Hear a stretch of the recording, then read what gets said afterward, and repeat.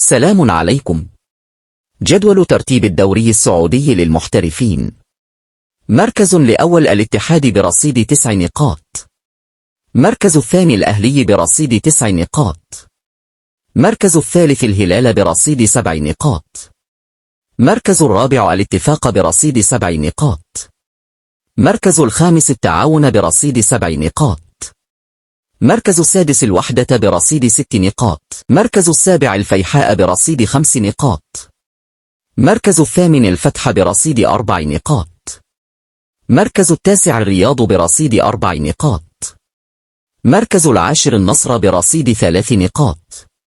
مركز 11 أبها برصيد 3 نقاط. مركز 12 الطائي برصيد 3 نقاط.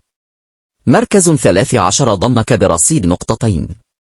مركز 14 الشباب برصيد نقطتين. مركز 15 الأخدود برصيد نقطة. مركز 16 الخليج برصيد نقطة. مركز 17 الحزم برصيد نقطة. مركز 18 الرائد دون نقاط.